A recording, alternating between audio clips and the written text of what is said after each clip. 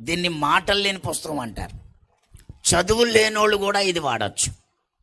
ఇదే రంగు చెప్పండి? బంగారం, గోల్డ్. ఈ బంగారాన్ని మనం ఎక్కడ పడితే అక్కడ పడేస్తామా? ఎందుకు? బంగారం విలువైంది. వాళ్ళకు పెట్టం, బంగారం కింద ఎట్టం, బంగారం పడేయం, బంగారం చెవులకి ఎట్టుకుంటాం, మెళ్ళలో వేసుకుంటాం. ఎందుకు బంగారానికి ఇంత విలువ ఇస్తాము? ఇది విలువైంది కాబట్టి. బంగారంతో కూడిన ఒక లోకం ఉంది.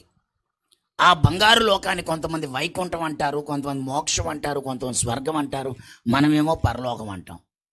ఇప్పుడు ఈ బంగారం లోకంలో రోడ్లు బంగారంతో చేయబడ్డాయి. అక్కడ బంగారం మన కాళ్ళ కింద ఉంటుంది.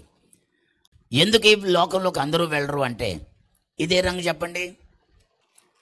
నలుపు చూడగానే ఏం గుర్తొస్తుంది?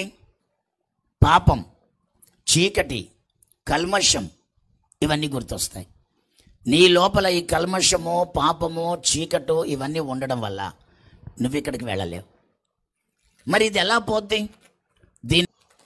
ఇది పోగొట్టుకోవడానికి మన పురాణాల్లో కానీ, మన ధర్మశాస్త్రంలో కానీ, పూర్వీకులు చెప్పిన గ్రంథాల ప్రకారం కానీ ఇది పోవాలి అంటే రక్తం కావాలి. అమ్మ, ఏం కావాలి? రక్తం కావాలి. ధర్మశాస్త్రం ప్రకారం రక్తం చిందించకుండా పాపక్షమాపణ కలగదు అనుంది. పురాణాల ప్రకారం సర్వపాప పరిహారార్థో రక్త ప్రోక్షణం అవశ్యకం తర్ద్రక్తం పరమాత్మైన పుల్యదానగం బలియాగం అని రాస్తుంది. అందుకే కోళ్ళు, మేకలు, గొర్రెలు బలులు ఇస్తాం, కేవలం రక్తం కావాలి కాబట్టి. అయితే ఏ దేవుడైతే నిన్ను నన్ను పుట్టించాడో ఆయన మనల్ని ప్రేమించి తన ఒక్కగానొక్క కుమారుణ్ణి ఈ లోకానికి పంపించాడు. ఇదే రంగు చెప్పండి? రెడ్ కలర్ చూడగానే రక్తం గుర్తొస్తుంది.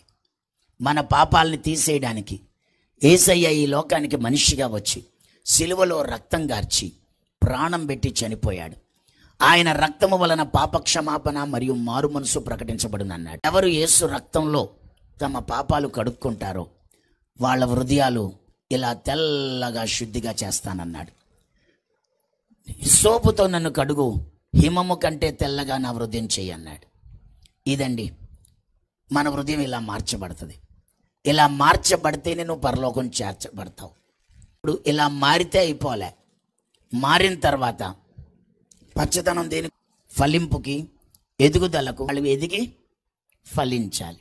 సో ఒక వ్యక్తి ఎదగాలి, ఫలించాలి అంటే 1 గాలి కావాలి, 2 తనకి ఆహారం కావాలి, 3 తను ఉండడానికి ఒక ఇల్లు కావాలి, 4 కుటుంబం కావాలి. ఇప్పుడు నీ హృదయం ఇలా ఉందా?